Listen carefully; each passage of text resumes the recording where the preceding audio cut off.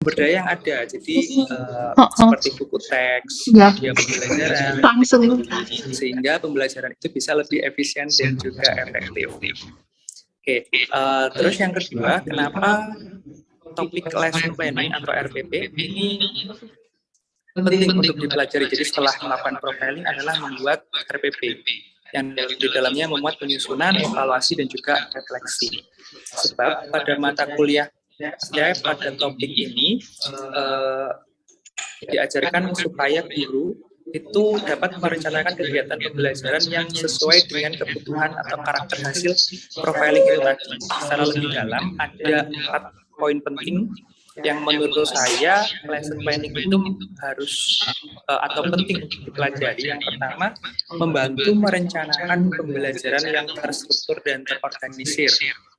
Jadi RPP itu dapat membantu guru atau pendidik merencanakan pembelajaran yang terstruktur dan terorganisir karena dengan memahami karakter dan kebutuhan individu peserta didik, akhirnya rancangan atau RPP yang telah dibuat itu bisa disesuaikan dengan kebutuhan dan kemampuan masing-masing peserta didik. Karena tidak mungkin kita membuat rencana pembelajaran tapi tidak tahu bagaimana karakter dan kebutuhan siswa kita. Yang kedua, dapat mendukung meningkatnya efektivitas dan efisiensi pembelajaran. Jadi RPP itu dapat membantu guru atau pendidik merencanakan kegiatan pembelajaran yang efektif dan efisien. Dengan memahami karakter dan kebutuhan individu peserta didik, seorang guru akan dapat merancang kegiatan pembelajaran yang sesuai dengan tingkat pemahaman atau kemampuan peserta didik, yaitu maksud saya teaching interest level.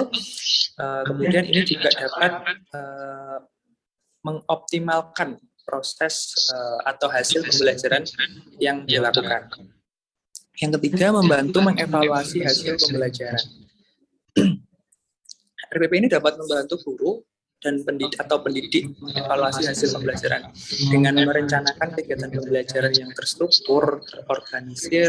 Guru atau pendidik dapat mengevaluasi sejauh mana peserta didik yang telah memperoleh pemahaman dari materi yang telah diajarkan oleh guru. Jadi hal ini akan memungkinkan guru atau pendidik dapat mengevaluasi keefektifan kegiatan pembelajaran dan membuat perbaikan untuk kegiatan pembelajaran berikutnya. Nah, poin yang keempat, meningkatkan refleksi dan pengembangan profesionalisme sebagai guru. Jadi RPP ini dapat membantu guru atau pendidik untuk melakukan refleksi dan mengembangkan profesionalisme sebagai guru.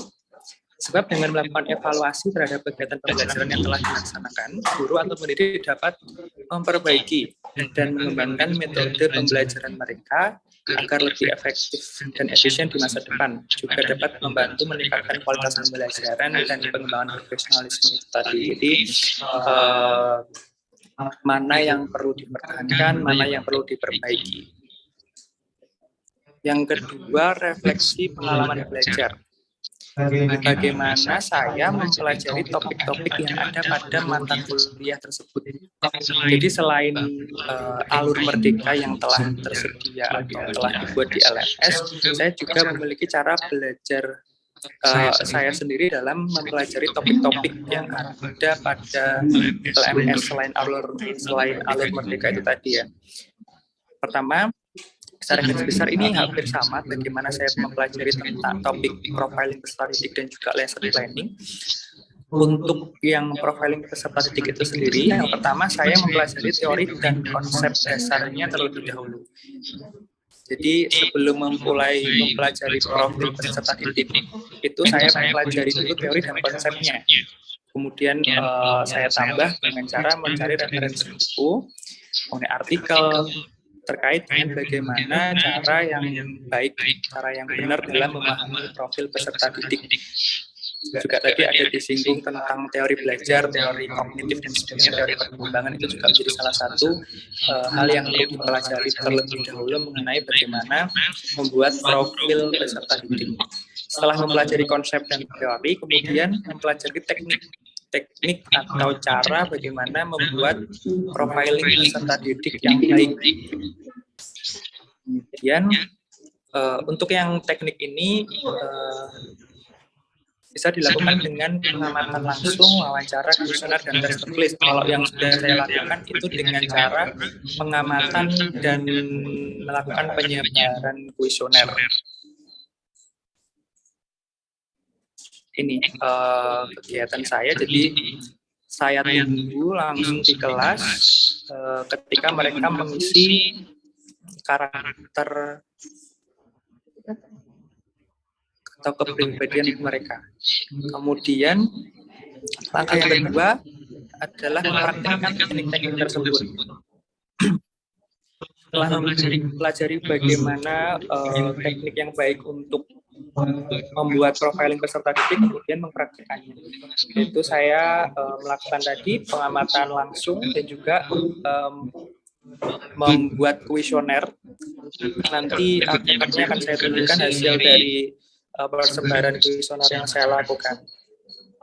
Setelah tadi menyebarkan kuesioner, kemudian membuat profilnya, hasil dari kuesioner yang telah saya bagikan kepada peserta didik. Kemarin saya menggunakan Google Form.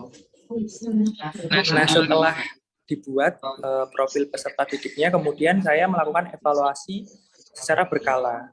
Sebab profil peserta didik ini bukan dokumen yang statis, tapi dokumen yang perlu dievaluasi secara berkala. Evaluasi profil peserta didik ini dapat dilakukan setiap semester atau setiap kali ada perubahan pada peserta didik, seperti perubahan perilaku atau prestasi akademik. Namun yang saya lakukan itu, saya untuk kuesionernya memang saya lakukan sekali saja di awal pertemuan, tapi untuk proses pengamatan itu saya lakukan setiap pembelajaran yang saya lakukan di kelas.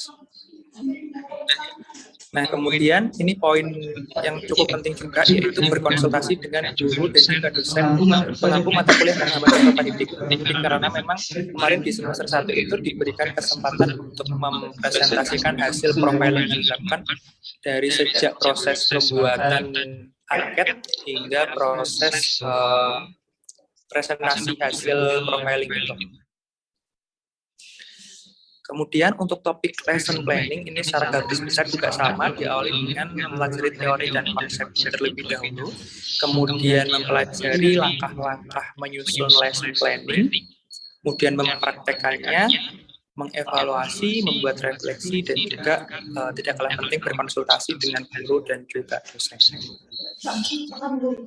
Selanjutnya, apakah strategi yang diimplementasikan dalam mempelajari topik-topik tersebut penting bagi saya? Mengapa?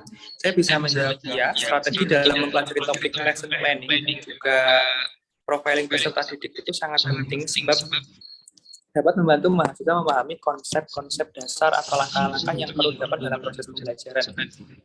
Jadi ini alasan juga kenapa saya memilih pemahaman peserta didik, karena menurut saya ini merupakan topik atau mata kuliah yang cukup penting dipahami sebagai calon guru, karena membuat RPP itu adalah salah satu administrasi yang wajib dipenuhi sebagai guru, dan juga memahami peserta didik itu juga penting. Nah, dalam mempelajari lesson planning atau strategi tersebut membantu saya untuk memahami langkah-langkah penyusunan RPP secara efektif dan efisien. Kemudian saya juga dapat menyusun RPP secara lebih baik, kemudian mengaplikasikannya dalam proses pembelajaran yang efektif. Kemudian untuk strategi dalam mempelajari profiling peserta didik itu dapat membantu saya sebagai mahasiswa memahami pentingnya memahami karakter peserta didik sebagai individu. Seperti tadi saya mengibaratkan dengan dokter yang memberikan obat kepada pasiennya, jadi harus memahami terlebih dahulu apa gejala yang dialami oleh pasiennya, jadi supaya tidak keliru dalam memberikan obat. Kemudian untuk pentingnya profiling itu karena supaya guru itu bisa mengetahui bagaimana kemampuan peserta didik kaitannya dengan teaching and grade level, kebutuhan mereka, minat mereka, preferensi belajar mereka, atau gaya belajar mereka yang berkaitan dengan bagaimana pembelajaran berdiferensiasi itu bisa dilakukan di kelas yang diampu.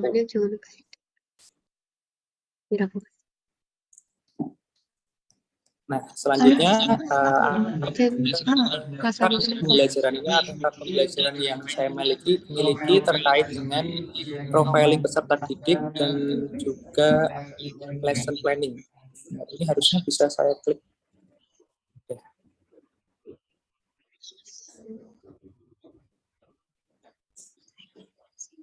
Ini laporan hasil observasi perkembangan peserta didik, karakter mereka. Ada beberapa hal yang saya observasi di sini. Perkembangan fisiologis, psikologis yang memuat kognitif, emosi, psikososial, moral, dan juga motivasi belajar mereka. Banyak, tapi mungkin bisa di sekilas saja ya. Ada angketnya, mata kuliah kemudian untuk pakai tulis ini kayaknya itu deh apa namanya pemahaman. Nah, ini ada untuk perkembangan fisiologisnya. Kemarin saya itu menanyakan mengenai usia, tinggi badan, berat badan, dan seterusnya hingga sampai keringat mereka. Nah, kemudian untuk yang perkembangan psikologisnya ini, untuk perkembangan kognitif saya tidak menyebarkan kuesioner, tapi saya melakukan pengamatan. Ada 3 hal di sini, ada kemampuan berpikir logis, kemampuan berpikir kritis, dan kemampuan bahasa. Kemudian perkembangan sosio-emosional, ini saya menyebarkan kuesioner yang kemudian saya buat presentasenya. Tak lompat-lompatin, ada poinnya nggak baca. Perkembangan psikososial juga demikian. Perkembangan moral dan motivasi mereka terkait pembelajaran. Itu untuk profiling peserta didik. Nah, untuk lesson planning-nya kemarin saya itu melakukan setting pembelajaran TPEC learning. Saya buka artefaknya terlebih dahulu. Aku bacanya Arifak.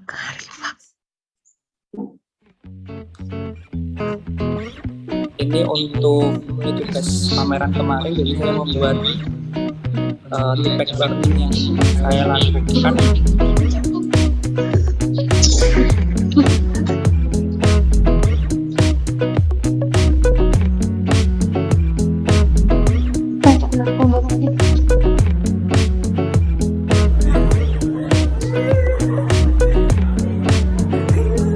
Saya menggunakan Word.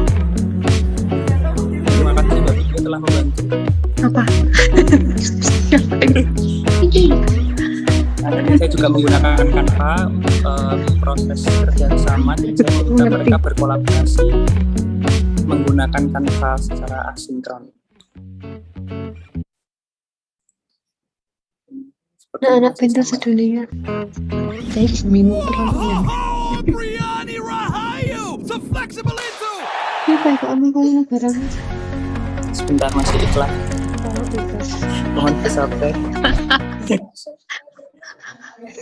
Assalamualaikum warahmatullahi wabarakatuh. Nah, ini ada artefak saya terkait dengan apa namanya modul ajar yang saya buat. Kemudian saya presentasikan hasil evaluasinya, hasil refleksi terhadap pembelajaran yang saya lakukan, dan saya unggah di YouTube. Profil pelajar Jadi nanti bisa teman-teman lihat dan komentari. Di subscribe juga boleh. Off kamera kok. Oke, selanjutnya pengalaman bermakna.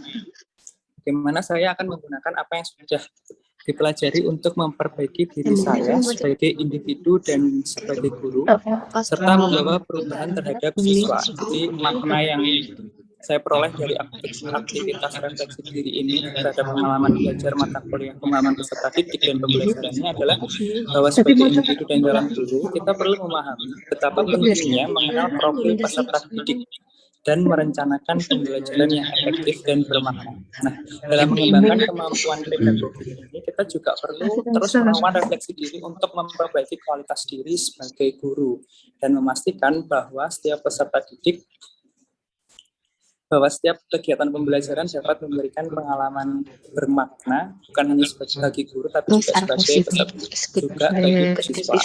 Dengan demikian kita dapat memaksimalkan potensi siswa dan membawa perubahan yang positif dalam dunia pendidikan. Jadi bukan hanya kita menuntut siswa kita supaya mungkin lulus mata pelajaran sosiologi, tapi juga gimana supaya potensi yang dimiliki oleh peserta didik itu bisa membawa perubahan yang lebih baik. Nah, ada beberapa cara yang dapat membantu saya menggunakan apa yang sudah saya pelajari utamanya dalam topik profiling peserta didik dan lesson planning pada mata kuliah pemahaman peserta didik dan pembelajarannya ini untuk memperbaiki diri sebagai individu dan sebagai guru. Yang pertama, refleksi diri. Jadi setelah mempelajari topik-topik tersebut, saya mencoba untuk merenungkan kembali pengalaman saya sebagai siswa dan juga sebagai guru. Jadi karena kebetulan saya pernah mengajar meskipun belum sebagai guru yang masih tenaga bantu, tapi saya mencoba untuk berpikir tentang pengalaman tersebut sehingga saya dapat melakukan refleksi dan menemukan cara yang lebih baik untuk belajar atau mengajar di masa depan. Yang kedua, saya menggunakan data. Jadi pengumpulan data profil peserta didik itu dapat membantu saya memahami siswa saya lebih baik, termasuk kekuatan mereka, kelemahan mereka, minatnya apa, kemudian tantangan mereka dalam belajar itu apa saja. Dengan data yang saya peroleh itu, saya dapat merancang strategi pembelajaran yang lebih baik, termasuk menyusun rencana pembelajaran yang lebih efektif dan efisien. Yang ketiga adalah kolaborasi. Jadi saya bekerja sama dengan guru atau tenaga pendidik yang lainnya, juga teman sejawat. Jadi kalau dalam proses PPL kemarin, saya bekerja sama dengan Mbak Lydia selaku rekan PPL saya di SMA 1 ASEAN untuk memperoleh wawasan dan perspektif yang berbeda. Jadi supaya tidak hanya pengalaman dan pengetahuan saya saja untuk memandang atau membuat kebijakan terkait kelas yang saya ampu dari sudut pandang saya saja. Jadi saya juga mendengarkan bagaimana masukan dari rekan sejawat saya, guru di sekolah dan juga dosen. Yang di dalamnya itu membahas tentang strategi apa yang sekiranya cocok untuk mencapai tujuan pembelajaran yang diinginkan. Yang keempat, pengembangan profesional. Jadi saya mempelajari topik-topik profiling peserta didik dan juga lesson planning ini dapat membantu saya meningkatkan kemampuan pedagogi saya. Selain itu, melibatkan diri dalam kegiatan pengembangan profesional seperti seminar atau pelatihan yang dapat membantu saya memperoleh pengetahuan dan keterampilan baru dalam belajar mengajar. Jadi biasanya itu ada, terutama karena kurikulum Merdeka ini masih baru, jadi mengikuti seminar atau pelatihan-pelatihan tentang kurikulum Merdeka. Yang terakhir, evaluasi diri. Karena evaluasi diri ini merupakan proses refleksi yang terus-menerus tentang kinerja saya sebagai calon guru dan juga sebagai individu. Jadi saya coba untuk selalu merefleksikan pengalaman saya. Kalau misalkan tidak capek, itu saya lakukan di setelah setiap pertemuan. Jadi setelah saya ngajar itu saya refleksikan bagaimana pembelajaran yang telah saya lakukan. Karena biasanya beda kelas itu beda hasilnya. Kemudian nanti tujuannya evaluasi itu untuk memperbaiki pembelajaran di masa depan. Dan kaitannya dengan rencana tindak lanjut. Jadi karena tadi saya telah menerapkan Tipex Learning dengan menggunakan Canva dan juga Wordwall, nantinya namun untuk penerapan Tipex Learning yang saya lakukan itu pemberian materi masih konvensional, ceramah menggunakan PowerPoint. Saya berencana untuk pembelajaran sosiologi berikutnya saya menggunakan pendekatan menggunakan augmented reality atau AR. Jadi untuk materinya nanti akan saya berikan dalam bentuk AR.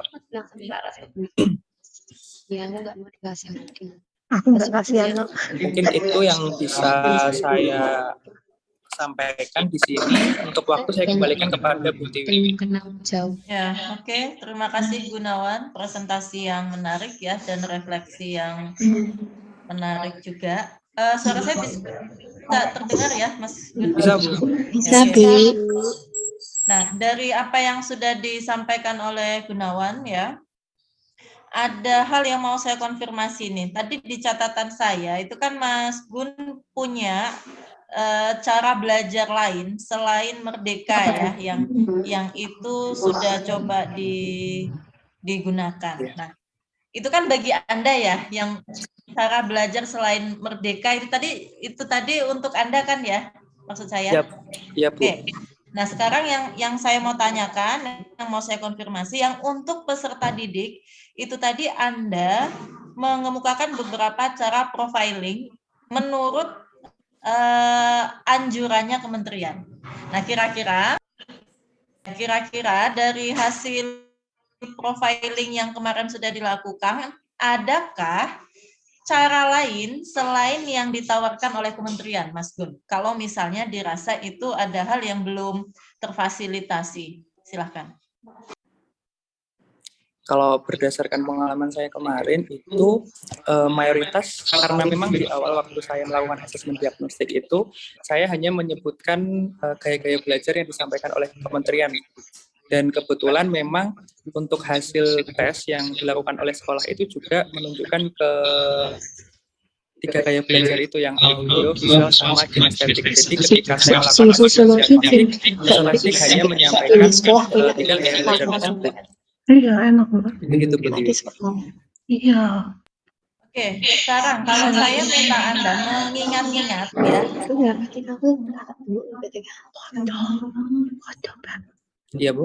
Wes, lagi wes. Urung tak jamah itu. Oke, kalau saya meminta Anda mengingat-ingat gitu ya, khususnya untuk profiling, Mas Gun punya satu hal atau satu karakteristik lain nggak selain yang 3 itu? Karena kan ini kaitannya dengan inovasi yang nanti akan menjadi target di mata kuliah ini. Kamu punya ide nggak, Gun?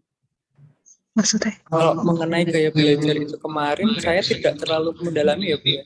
Jadi karena hasil tes yang dilakukan oleh sekolah itu juga menunjukkan cuma 3, kemudian tapi untuk yang penugasan itu saya memberikan kebebasan kepada siswa mau seperti apa. Kalau berdasarkan wawancara, tapi itu tidak saya masukkan ke laporan profiling itu. Jadi karena cuma wawancara, itu kemarin peserta didik ada yang lebih suka membaca, ada yang lebih suka mendengarkan video. Jadi dalam proses pembelajaran yang berdiferensiasi itu kemarin saya memberikan kebebasan kepada peserta didik, karena kemarin juga menerapkan flip learning. Jadi saya membuatkan video belajar di YouTube yang saya upload di YouTube, kemudian saya share kepada siswa. Tapi kebanyakan dari mereka itu memang lebih suka kalau dijelaskan di kelas. Oke. Seperti itu, Bu. Oke, kira-kira ini nanti untuk tawaran inovasimu di bagian yang mana, Bun? Ini saya stop share dulu ya, punyamu. Iya. Untuk inovasinya karena saya kan di bagian pemberian materi. Jadi saya ini sebenarnya kan harus melakukan profiling kembali ya Bu, karena sekolahnya kan berbeda dari lokasi PPL yang pertama. Karena tapi saya melihat di visi sekolah itu mereka mengedepankan penggunaan teknologi di SMA 1 Patok. Makanya kemudian berkaca dari pengalaman PPL 1 di mana siswa itu lebih antusias ketika belajar menggunakan boardwall, makanya kemudian dan juga saya hubungkan dengan visi misi SMA 1 Patok yang lebih mengedepankan penggunaan teknologi, saya berencana untuk menggunakan augmented reality itu untuk memberikan materi. Jadi kalau di PPL 1 saya cuma memberikan video, saya upload di YouTube, kemudian saya share di grup kelas, tapi nanti rencananya untuk PPL 2 saya menggunakan AR. Cuman ini belum saya dalami dan belum pernah saya lakukan. Jadi untuk proses pembuatan AR-nya seperti apa, memerlukan biaya berapa, waktu yang berapa lama itu belum saya dalami, Bu. Oke. Artinya untuk bekal kamu nanti di pertemuan ke-15, kok 15? Ya, kita yang di 15 itu ya. Itu yang mau kamu masukkan ya? Iya. Oke, lanjut ini ya. Ini tadi sudah ya. Jadi saya sudah memastikan bahwa profiling yang sudah coba kamu lakukan itu tidak ada tambahan atau tidak ada gaya belajar selain yang sudah ditawarkan oleh pemerintah. Oke. Satu lagi nih, kaitannya dengan apa yang sudah kamu videokan tadi itu, kira-kira kalau besok itu kan akan kita ganti lokasi ya, PPL 2-nya ya? Iya. Kira-kira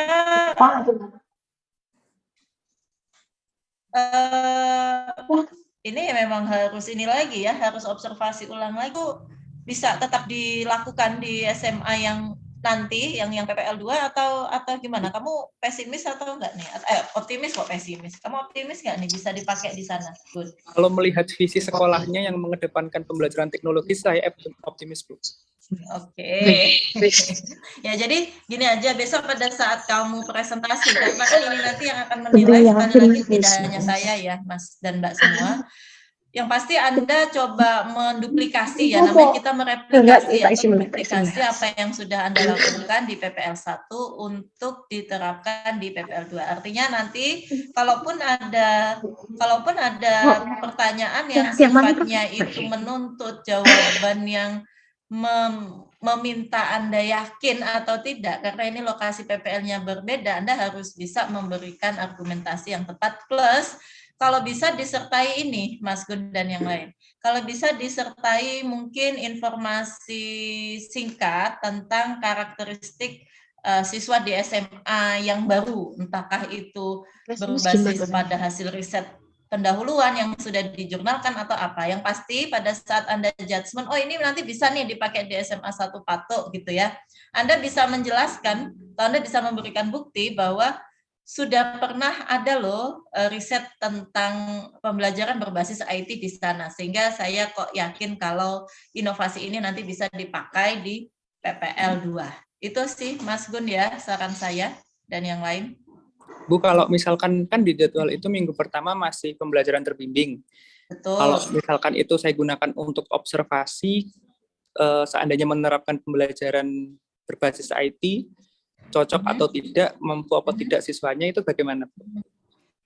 Kalau saya sih ini kan kita ada irisan ya Mas Mbak ya. Ini kan kita ada irisan sebentar.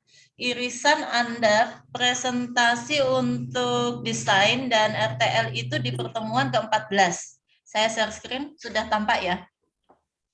Ya. Ya. Nah, itu kan ada irisan. Artinya minggu depan kalau saya nggak salah ingat, Anda kan udah mulai PPL 2 nih. Iya. Ya, artinya itu enggak apa-apa. Karena kan untuk presentasi desainnya itu masih di pertemuan ke-14 Mas Gunawan. Anda saya kira masih cukup waktu untuk memastikan apakah desain inovasi Anda itu bisa dipakai secara khusus atau mungkin perlu penyesuaian di sekolah yang baru atau tidak. Saya rasa itu masih cukup, waktunya masih sangat memungkinkan karena itu masih di pertemuan ke-14 ya. Mempresentasikan ke-16 ya. Kalau yang di aktivitas mandiri itu kan Anda menyusun inovasinya dulu, presentasinya itu nanti di pertemuan ke-16. Masih sangat cukup Mas Gunawan, masih sangat cukup waktunya. Untuk observasi itu loh maksud saya. Iya, Bu Tiwi, baik. Oke, itu sih tadi yang mau saya pertegas. Apakah kamu punya sesuatu hal yang baru kaitannya dengan profiling? Tapi kalau yang ingin dikedepankan bukan profilingnya, tapi lebih pada blended atau flip learningnya untuk membantu anak-anak di augmented reality-nya ya enggak masalah. Itu juga bagus kok. Gitu. Oke ya, itu sudah kemarin ada sedikit irisan yang sama dengan ISPI. Oke, saya sudah mencatat itu.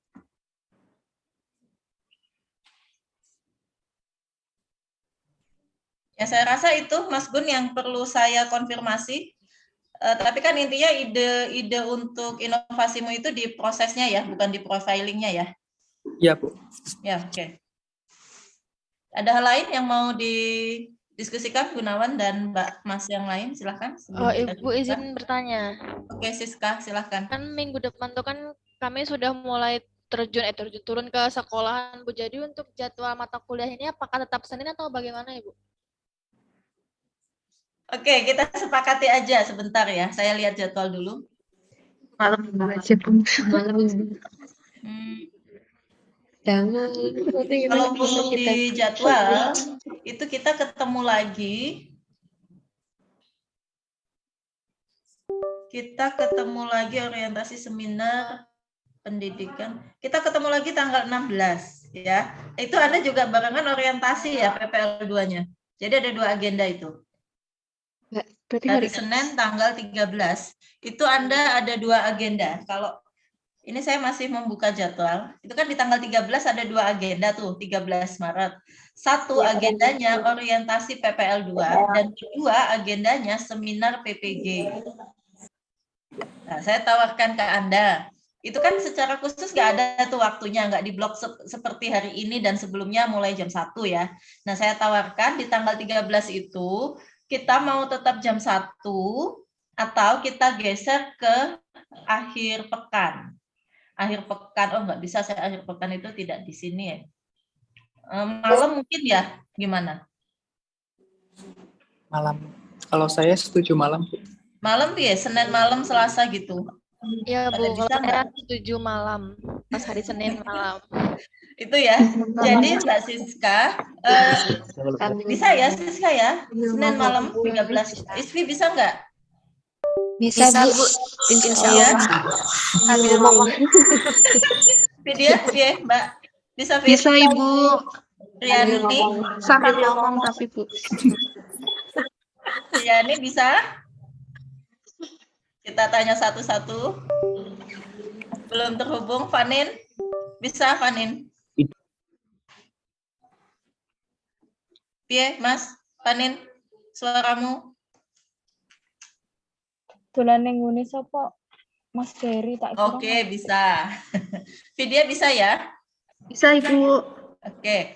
Jadi untuk berikutnya di tanggal 13 Mbak Siska ya, kita selenggarakan malam jam 7 atau 7.30 PM, Mas Mbak? Jam berapa, Bu? 7.30 bisa 7 Bu. atau setengah 8? 7.30. Setengah 8 habis Isa. Biar sholat Habis dulu. Isa Bu. ya? Ya. 1 jam cukup toh? Cukup. Jam 7 sampai jam 8 atau setengah 8 sampai setengah 9? Setengah 8 aja. Bu. Setengah 8 aja nanti baru mulai presentasi terus suara azan. Amen. Deh, oh aku lah. Oh iya. Mana aja Bu. Siska setengah 8 bisa ya? Biar agak slow sholat dulu ya. Bisa Ibu, biar sholat Oke. dulu. Untuk minggu depan kita agendakan jam 7.30 malam ya. Untuk berikutnya nanti kita lihat agenda Anda di sekolah seperti apa.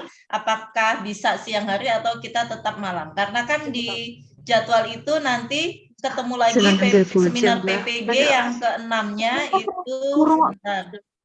Itu di tanggal seminar PPG yang ke-6. Yang ke-6. Nah, itu 1 minggu itu. Nanti kita ambil 1 hari di hari apa ya. Kalau untuk minggu depannya pas setelah jadwalnya Mbak Siska, setelah Siska itu kan ada Fanin ya. Nah, setelah Siska itu ada Fanin, itu kan tidak ditentukan harinya, yang pasti ada di tanggal PPG, seminar PPG-nya itu ada di tanggal 20 sampai 23. Nah, nanti kita sepakati aja antara tanggal 20 sampai 23 itu mau di hari apa. Gitu ya. Itu untuk minggu depannya setelah Siska. Pas jadwalnya Fanin. Siska. Gitu ya, Mas dan Mbak, kita lihat dulu agenda Anda di sekolah karena kan Anda baru akan orientasi di tanggal 13. Begitu. Baik Bu. Ya, oke. Sementara cukup ya, Mas Gunawan, bagus tadi presentasinya ya, selamat. Bu Tiwi, Oke, Mas Mbak, ya gimana? saya boleh minta hasil rekodnya nggak, Bu? Tadi Bu Tiwi nge-record apa enggak? Boleh, ini kan recording kita kan maksudnya? Iya. Ya, nanti kalau sudah istri guyup ya, Mbak. Nanti Dia kalau memang udah punya full, dendam sama saya, Bu. ya.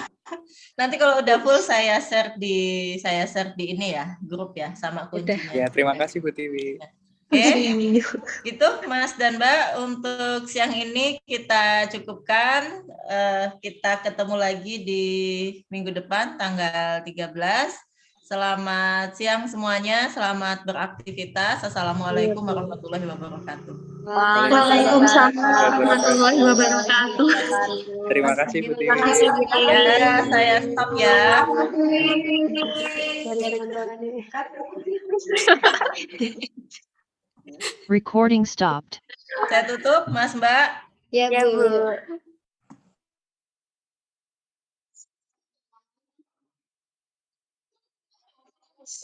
Yuk, lo aku ditagih Telkomsel.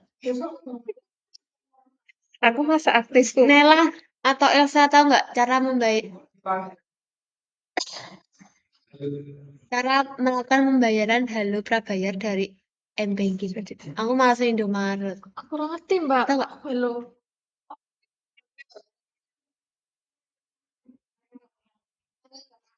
Tidak ikut duit, ngambil uang itu adalah effort yang tinggi banget. Bener banget. banget ya sama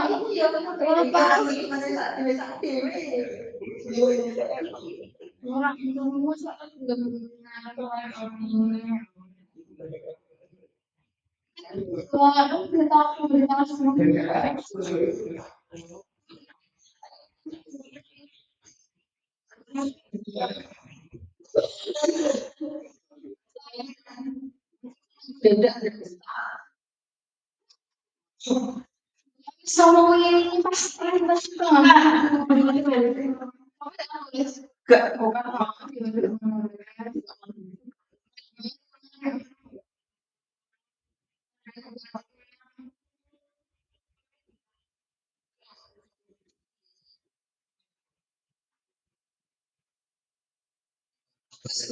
sampai